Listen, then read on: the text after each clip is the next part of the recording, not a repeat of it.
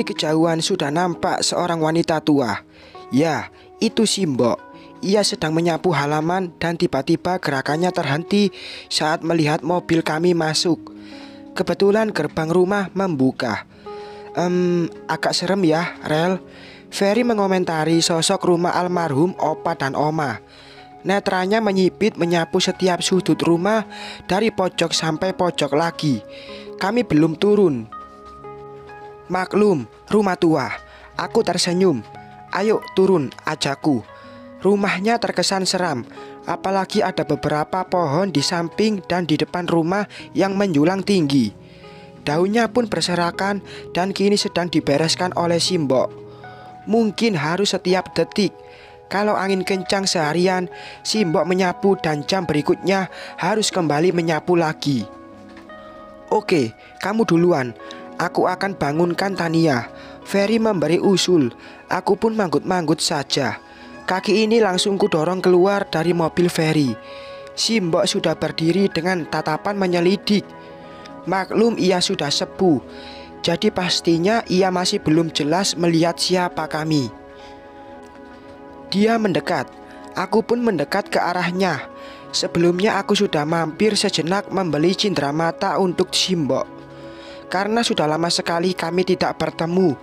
Gajinya pun 3 bulan sekali ditransfer lewat rekening tetangga Simbok. Karena dia katanya hidup sebatang kara, tanpa suami apalagi anak. Maka dari itu, Simbok sukarela membersihkan rumah dan merawatnya. Sekalian ia juga tinggal di rumah ini. Assalamualaikum, Mbok. Aku menyapa wanita lansia itu. Sejak terakhir bertemu juga wajahnya sudah keriput. Rambutnya yang sudah memutih digulung, agak sedikit bungkuk tapi masih sehat. Waalaikumsalam, jawabnya tersenyum. Mbok, ini aku, Aurel. Mbok masih ingat kan? Ucapku menyambut lebih dulu. Oh alah, Non Aurel. Masihlah, Simbok ingat sama Cak Ayu. Katanya dia masih ingat denganku. Syukurlah. Simbok apa kabar? Tanyaku. Aku tak begitu lihai bahasa asli daerah, tapi Simbok mengerti bahasa Indonesia. Alhamdulillah, Simbok sehat. Simbok menjawab sambil larak-lirik pada 2 orang yang baru saja turun dari mobil. Mungkin Simbok asing dengan Ferry dan Tania. Iku sopo? Suami Cak Ayu. Mungkin Simbok menganggap Ferry suamiku. Oh tidak, Simbok salah paham. Bukan, itu teman saya, Mbok. Temen, dan itu adiknya. Aku bicara dengan jelas supaya ia mengerti.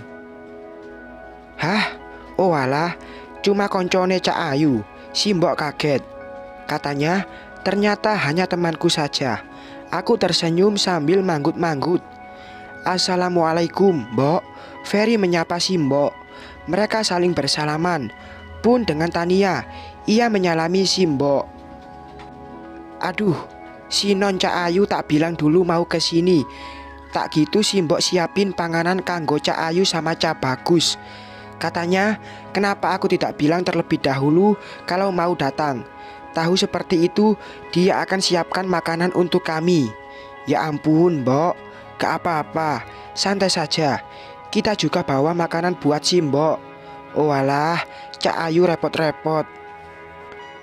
Dan tak banyak bicara lagi, kami pun langsung diajak masuk ke dalam rumah almarhum opa.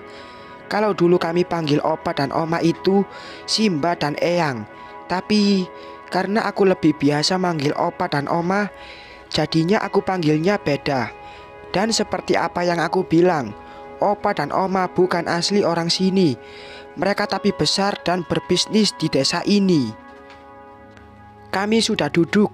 Seingatku, barang-barang yang ada di rumah ini masih sangat komplit. Semua barang sekarang ditutup kain putih, termasuk cermin-cermin, mungkin supaya tidak berdebu. Tapi itu artinya rumah ini tak ditinggali oleh Simbok lagi. Simbok hanya datang untuk merawatnya. Kak, serem, banyak kain putih. Tania menggenggam erat tangan kakaknya, biar gak berdebu. Ferry menjawab. Sebelumnya kain putih di kursi yang kami duduki sudah disingkirkan oleh Simbok. Jadinya kini kami duduk di kursi tanpa alas kain putih. Kenapa harus putih? Tanya Tania kedengarannya.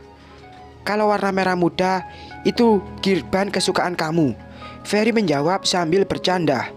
Is, aku gak suka girban. Tania berdalih. Mereka bicara bisik-bisik. Maaf Cak Ayu, Non, si Mbok ora sugui air putih.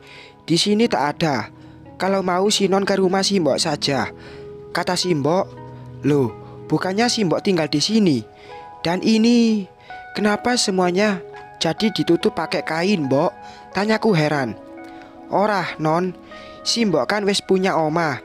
Si Mbok juga ora iso turu neng omah iki. Aduh, aku tidak begitu mengerti. Maksud si Mbok udah punya rumah. Maaf ya, Mbok, Aurel agak lupa bahasanya. Aku menggaruk kening yang tak gatal.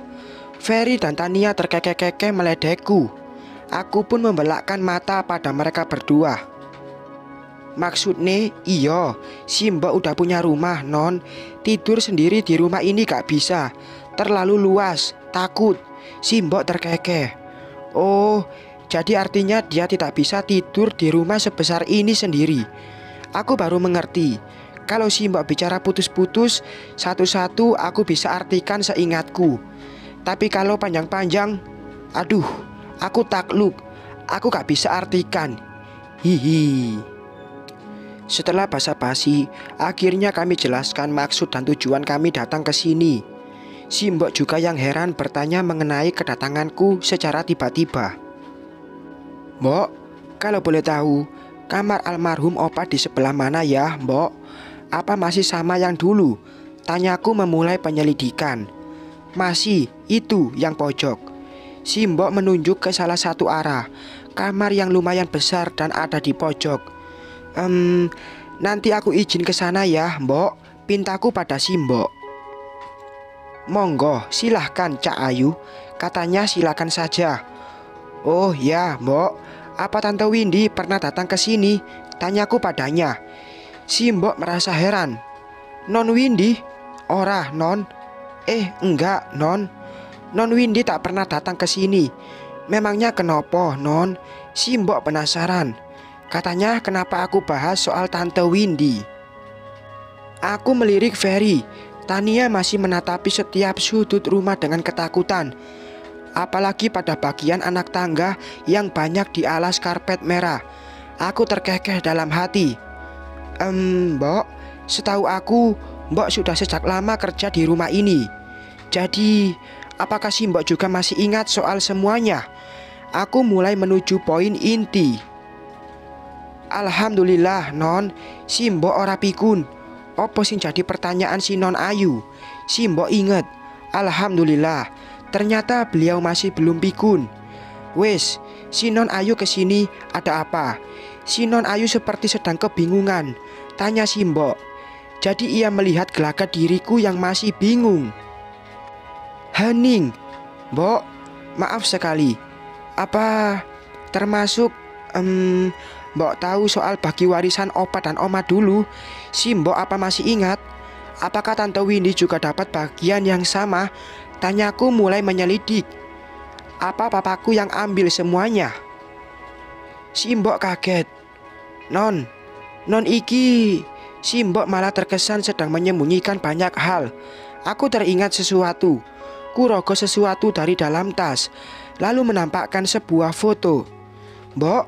Mbok ingat ini siapa? Tanyaku padanya. Kini ia meraih kertas foto lalu menyipitkan matanya. Kini si Mbok tersenyum. Wes, ini Non muda, Non Windy waktu bocah. Si Mbok tersenyum lagi. Tapi jawaban si Mbok membuatku kaget pun dengan Ferry. Apa? Si Mbok kaget dengan ekspresi kekagetanku. Bulu alisnya yang sudah memutih saling bertaut. Loh, si Non kok kaget? Iki foto juragan muda, adik papa si Non. Si Mbok bilang kalau itu adalah foto Tante Windy, adik papaku. Aku dan Ferry saling memandang. Sedangkan Tania hanya bingung tak mengerti apapun. Mbok, tolong Mbok jelasin. Tante Windy itu adik papa aku kan? Si Mbok perlahan mengangguk. Lalu Apa maksudnya dengan foto ini? Saya dapat foto ini dari orang tua di jalanan, Mbok. Kok bisa foto ini Mbok bilang tanteku saat kecil? Sedangkan foto ini aku dapat dari pria tua di kota. Kedua bola mata si Mbok terbelak. Ia kaget. Non, iki. Dia makin kaget lagi. Si Mbok sudah sepuh, tapi dia masih lantang bicara. Dia juga sangat bugar. Hanya postur tubuhnya saja yang sudah agak bungkuk. Mbok, aku menyelidik meminta penjelasan. Nampak kini ekspresi si Mbok berubah menjadi lemah. Ia memalingkan pandangan. Mbok, tolong jelaskan. Sekarang ini Tante Windy sedang ada di penjara. Dia terlilit kasus kriminal dan banyak sekali pertanyaan yang ingin Aurel tahu jawabannya. Si Mbok terdiam lesu. Bersambung.